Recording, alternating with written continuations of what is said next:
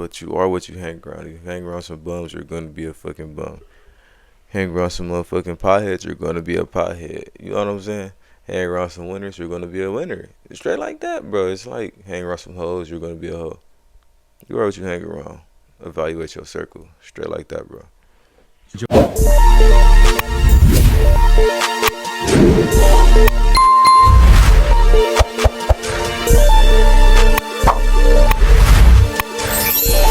Yo, what do you two, man? I don't want to waste time, so I'm gonna get straight into it. You feel me? Now, today about to be reacting to Baby Boy tried to warn you. Now, I'm genuinely curious. What the fuck did he try to warn you about? I'm curious. Maybe something about baby mama drama and all that extra shit. But no, let's see what he talking about. Genuinely curious. People call me the street professor because I see life lessons in these hood classics. Who the fuck And call you Baby that? Boy, that's not just a movie. That's a warning label wrapped in baby mama drama and bike rides through South Central. Look at that knowledge. Look at that knowledge. Yeah, it's got jokes. It's got chaos. But underneath all that, it's a blueprint of why so many men stay broke, emotionally, financially, spiritually. Tyrese plays Jody, a grown man still living like a kid. Yeah. No rent, no vision, no plan. Just vibes and manipulation. But the thing is, Jody's not rare. He's common. That's what makes this movie hit so hard. So today, we're going to break down the real lessons from Baby Boy. Not the surface level stuff. We're talking generational cycles, arrested development, and why you gotta boss up or get stuck. Because staying broke is a choice. And It Baby is. Boy shows you how it happens. It is Let's indeed. get into it. Lesson 1. Stop being a rental tenant in your life. You remember that opening scene? Jody standing shirtless in the backyard, talking about how black men are like babies. No ownership, just surviving. He's not lying. But the wild part is, he says it like it's normal, like it's okay. Let's break that down. Jody's whole life is borrowed. He's living at his mama's house, rent-free, Yeah. using her food, her electricity, sleeping in the same. But real quick, let me put this mic down real quick, bro. Let me do some a little background knowledge. How old was Jody? Cause you can only do that. Hold on. Okay, he 20. Bro, he only 20 cuz nigga life just started. I'm thinking that nigga 32 for real. Nigga is 20 years old, bro. Like, bro. He grew up. Niggas is 20 years old. He's a Come full on now. grown man. His life just Pushing started. 20-something, with a kid on the way. And he still acts like it's his mom's job to keep the lights on. And it doesn't stop there. He's riding around in Yvette's car, eating off Yvette's work check, living off her love, until he flips out and accuses her of not being loyal. Bro, you don't even have your own place. This is what I call being a rental tenant in your own life. You're just passing through, never owning anything. No house, no business, not even your decisions. You're just borrowing space in other people's lives and calling it survival. And that's the trap. Because when you don't own your space, physically or mentally, you give other people control. Your mama can kick you out. Your girl can take the keys. Life can snatch your comfort at any moment. And let's be real. Jody wasn't broke because he didn't have money. He was broke because he didn't have structure. He was living moment to moment, thinking being the man of the house meant yelling or flexing, when really it means having a plan. Look around today. How many people are still stuck in this Jody mindset? They're renting rooms, leasing cars they can't afford, Right. living paycheck to paycheck, and not once thinking about building something for themselves. Ownership isn't just about real estate. It's about taking full responsibility, making sure I your agree money's with that nigga building you 100%. up, not just keeping you alive for another month. Jody had 2 kids and no crib. That's not just broke, that's dangerous. Now here's the flip.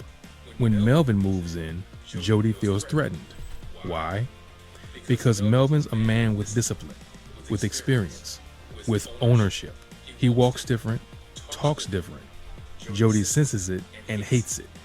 But the truth He's is, scared. Melvin represents what Jody could be if he stopped playing house and started building one. So if you feel like you're stuck right I now, ain't never thought about it ask that way. yourself, are you owning your own path or just renting time in somebody else's?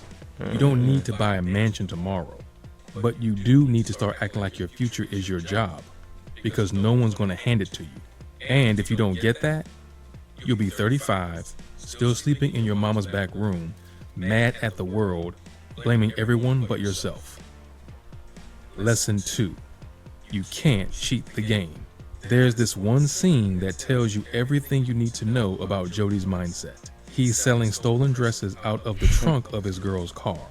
No receipts, no taxes, no paperwork, just straight hustle.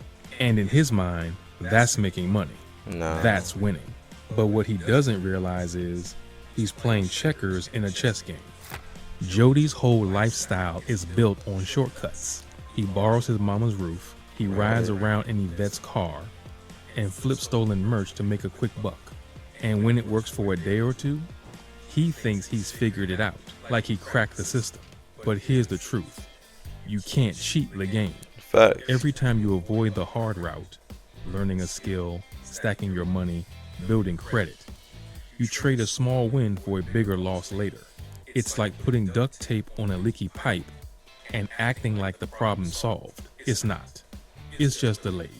That's what happens to Jody. The streets close in. The same dudes he used to laugh with, now they're setting him up. The same schemes that made him feel like a boss, now they've got him paranoid, looking over his shoulder. Because when you move like that, fast, sloppy, under the table, you build a life that can fall apart in a single day. Now, let's bring this to real life.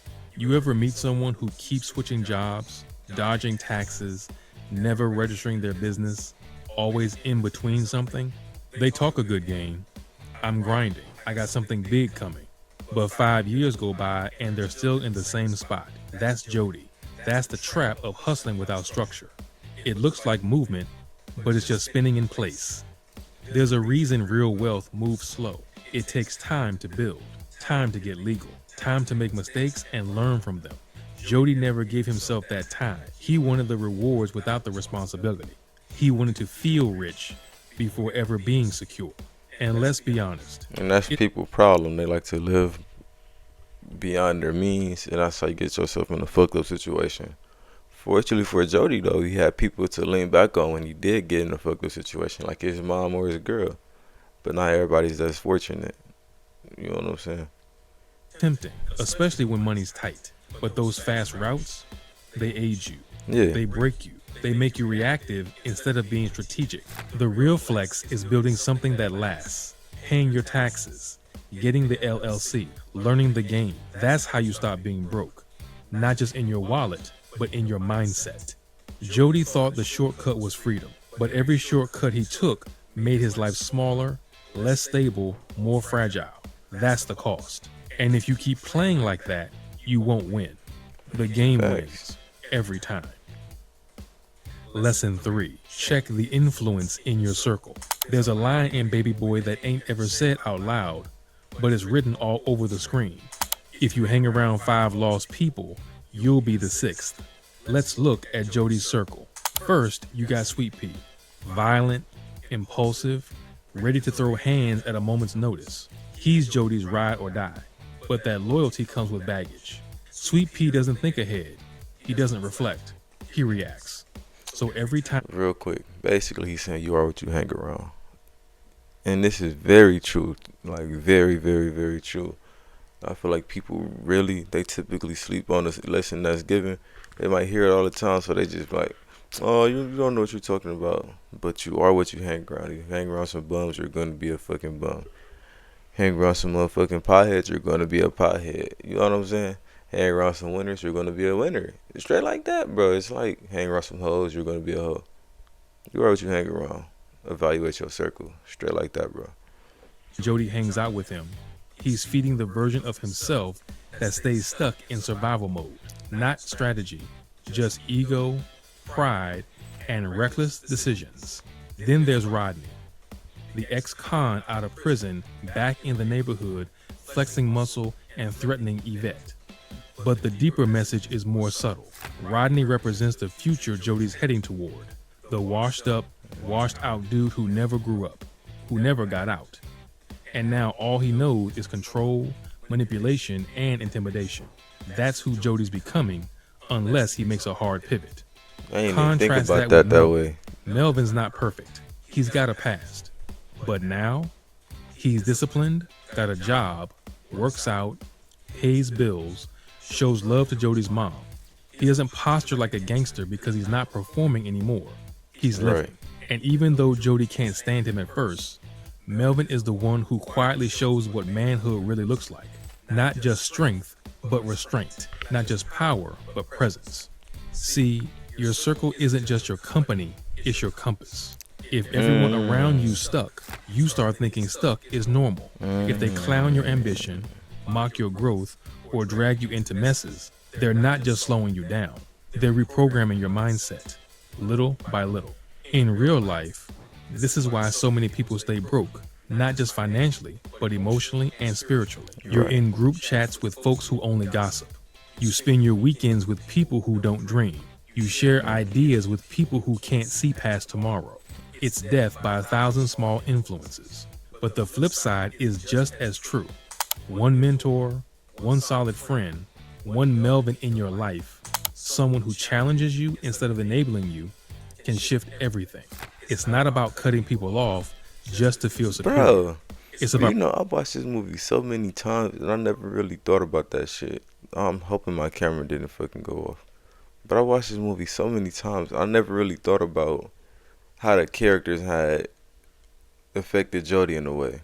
From Melvin to Yvette Baby Daddy. Him being a future him if he keep on going down that path. I never thought about that. That is actually crazy. Man. protecting your direction. You can't grow if you're surrounded by anchors. And Facts. sometimes the biggest flex isn't going farther alone, it's changing who you walk with. Because here's the truth. Jody didn't need better advice. He needed better examples. And when your circle levels up, so do you. Lesson 4. Accountability saves you. There's a moment near the end of Baby Boy where everything's on the line. Jody's standing in the dark with a gun, ready to take Rodney out. His pride's been crushed. He feels cornered. And in his mind, this is the only way to be a man.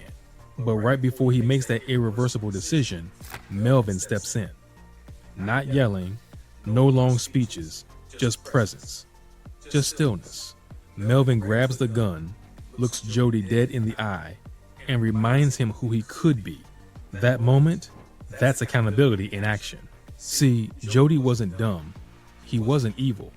He was alone in his decisions for too long, surrounded by yes men, unchecked egos, and people who mistook chaos for masculinity. Nobody ever told him, nah, bruh, this ain't it. Not until Melvin stepped in and became the mirror Jody didn't know he needed. In life, most of us don't fail because we're lazy. We fail because we never had someone challenge us to be more. It's easy to coast, easy to rationalize bad habits, easy Yeah. to say, I'll get it together next year. But when there's someone in your corner, whether that's a mentor, a coach, a big brother, or even a therapist, suddenly you've got a reason to tighten up. Not out of fear, out of respect. Think about it in business. The entrepreneurs who scale fast, they've got advisors holding them to a standard. Think about it in fitness. You lift harder when someone's spotting you. Think about it in life. The times you grew the most weren't when things were easy. They were when someone called you out with love and refused to let you shrink. But here's the key. Accountability only works when you accept it. Melvin Facts. didn't baby Jody. He wasn't soft. He earned the right to correct him because he walked the walk. And once Jody let his ego drop, he finally started listening. He started thinking long term. He apologized to Yvette. He started acting like a father to JoJo. That shift didn't come from a lecture. It came from finally having someone say, you're better than this, and I'm not gonna let you fall. So here's the real world truth. You can grind all day, watch all the motivational videos, read all the books. But if nobody's checking you, if nobody's telling you that's not the move, you'll eventually self-destruct. That last scene Y'all heard with that? Jody walking through the park holding his son's hand, that's what accountability leads to. Not perfection, but progress. The kind that doesn't just change your life, but everyone around you. Baby Boy wasn't just a movie. It was a mirror. Jody stayed broke because he stayed stuck. No plan, no growth, no accountability. But the lessons are all there if you're ready to apply them. So let me ask you, what part of Baby Boy hit you the hardest? Was it the scenes with Melvin, the moment Jody started to change, or something else entirely? Drop your thoughts in the comments.